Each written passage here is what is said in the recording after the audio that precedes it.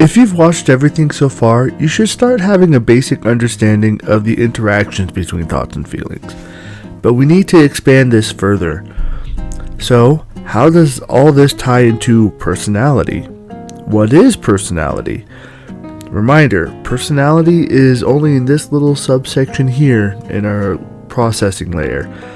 However, personality is how we interact with others. It's the easiest thing that we see and one of the first things that we think about when we try to bring up these thoughts. I think I'm doing this a little early because I personally didn't really start connecting how personality connected with thoughts and feelings until a little later. I actually started by trying to understand mentalism, or mind magic, first. But learning about this didn't take anything away, and only made the understanding a little deeper, and I think it should help with understanding the flow a little deeper as we continue the next points. My own personal definition of personality would be the aggregation of all of your thoughts, emotions, and brain processing into a specific action or decision that then correlates to a general pool of identifiable actions and behaviors. Remember how I placed personality here in the preconscious? My theory why the study of personality is considered pseudoscience is that the study of personality is actually a very small part of what the brain can do, and there are theoretically an infinite amount of variables that can lead to a personality.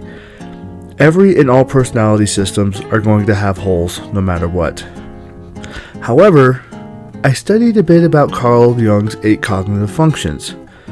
Carl Jung was a famous psychologist in the early 1900s whose work eventually led to MBTI and socionics. His theory states that our brains prioritize certain mental pathways and functions over others. The flow of thoughts and emotions, and therefore decisions, will be different due to this prioritization. This flow will then create a system of more likely behaviors and less likely behaviors that people will aggregate towards into stereotypes that we define. These patterns of behaviors are then how we gauge personality. It's not foolproof, and I'm not going to go into the flaws here, but I might make a video in the future about my thoughts on those later. My goal right now is to at least describe the 8 cognitive functions of how I understand them so far. The main reason is that whether it's accurate or not, it will help a person at least see their own thoughts and feelings a little clearer. Alrighty then, let's dive deeper. First off, the functions aren't opposites, they are inverses. They use the same information but extrapolate information differently and prioritize different parts of that information. Either it will be outward seeking or inward seeking. This will make sense as we go further along. Extroverted sensing, SE, versus introverted sensing, SI. SE is the most active function and prioritizes its namesake, sensing. Before every effect, there is a cause, and SE prioritizes trying to make experiences and sense the world, sights, sounds, taste, smell, and touch. The main purpose of SE is attempting to gather as much information as possible as instantly as possible. SE doesn't necessarily mean outgoing, it simply means experiencing. Just because you prioritize sensing doesn't automatically mean that you're going to be loud. People with high SE will be very active doers. The more you experience, the more you know. However, an individual with the propensity of wanting to gather sensation will be more likely to be outgoing. SI is the hardest to describe well. It's a very innate and almost subconscious function. SI simplified is the love of the memory of doing things. So, for example, if you were raised to wake up at 7 a.m. as a kid, you're probably going to want to repeat that sensation. So you keep waking up at 7 a.m. Why do you wake up at 7 a.m.? Well, it's because you're supposed to. Does there need to be a reason? SI users are the most resistant to change because things need to be done in certain ways for a reason. One of the best examples I've seen of SI in action is from the anime Naruto, funny enough. In the show, there is a fight with a technique called Izanami later in the series. I won't share the video here for copyright reasons, but if you want to watch, it's episode 337. Alrighty, so you've experienced something, and your senses have gathered together and processed information into a data point. For example, the word blue here has at least 12 basic data points, 4 shape, 3 sound, and 3 mouth movements. The color itself is a data point, and it has a corresponding emotional valence. Then the brain will combine and attach all these concepts down into a singular data point for ease of processing. So now you have a singular data point of data points. Extroverted thinking, TE, versus introverted thinking, TI. TE and TI center around organizing these data points. So we have an equation. 2 plus 2 equals 4. TE prioritizes this side of the equation, where TI prioritizes this side of the equation. But maybe this equation is too basic. A better example is something like this. TE prioritizes trying to organize information so that it's easier to get to the answer as quickly as possible, whereas TI emphasizes the actual answer and tries to make the answers as stable and integrous as possible. So for example, I've got a lot of data points in a mess. You're trying to get from point A to B. TI doesn't care that they are messy right away. TI only cares that the points themselves are accurate and will build the structure as it goes. Getting from one point to the other takes some time. TE tries to build the structure first for efficiency, and then will worry about the accuracy of the points later. Sure, the points might not be as clear or consistent, but you can get from one to the other very quickly. And you know what they say, time is money. Notice this? They are both building the structure. TI simply builds it slower for accuracy, while TE builds it quicker for efficiency. In the process of doing this, TI uses TE to build the structure, and TE uses TI to maintain the structure. This is how I mentioned that they are inverses of each other with the same information. Extroverted intuition, NE, versus introverted intuition, NI. So as your brain takes in and processes information, it creates a web of data points that it tries to pull from at its disposal.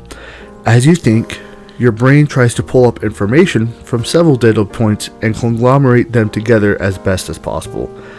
This is the actual flow of information itself. So for example, when I say the word house, your brain is going to bring up information that coincides and comes up with the concept of a house. Now I'm going to ask a question. What kind of houses are there? Right now, before I post anything, your brain is already conjuring an image or an idea of what a house might be. This conjuration is a data point. But let's continue with the question. Well, this is a house, this is a house, this is a house, this is a house, this is a house, this is a house, this is a house, and wait, stop. Okay, this is getting ridiculous. This example highlights the difference between the two. In the flow of thoughts and feelings, NE is going to keep going and going and going from one data point to the next and keep extrapolating information forever because one data point moves to the next and so on. NI might go for a little bit, but it will eventually stop. NI tries to take all this data and information and boil it down to a central finite point. So NI will have an easier time solving puzzles and feeling like they know their purpose in life. Think Sherlock Holmes, Batman, or Dr. House, where NE users will have an easier time making analogies and daydreaming and struggle to identify who they are and what they want. Now, there is a core engine that drives all of this. Belief comes before logic. In order for a data point to be a data point, you have to accept that the data point is considered true in the first place. Extroverted feeling, FE, versus introverted feeling, FI. FI is the core engine of self and identity. This is the deepest function. FI is the basic engine of why you pull up certain information at certain times and why some data gets prioritized over others. This core engine creates a series of core values and beliefs that the rest of our thinking process centers around. That's a little distinction I have here. FI goes deeper than core values and beliefs. It touches on our survival instincts, traumas, and fears way down here in the 10 layers. Our deepest happiness and joy that create these core values and beliefs that then translate into our thoughts and behaviors. Now, in order to have morals, you must have ethics. And to have ethics, you must have morals. And we live in a society. FE is the most inverse of all functions. FE prioritizes the values and instincts of others. If FI is the core engine that ignites the flow of thoughts and feelings within ourselves, FE is the force field around us that dictates how the flow should be managed in social settings. For some of you, ever notice that who you are at home is different from who you are around others, and at the same time, it's still you? That subtle shift we make the moment we enter a social setting is FE working to manage your interactions. Not everyone experiences or notices this shift, and it really bothers people that there seems to be this divide around authenticity. Are you being authentic if you bend your behaviors around certain groups of individuals? And there you have it, the 8 cognitive functions, and through these you can get a gauge of how an individual processes information and through that perceives the world. But this still isn't everything. People's experiences can shift what they do, how they perceive the world, and even shift how they process information. But that will be a video for another time. Right now, thank you for watching.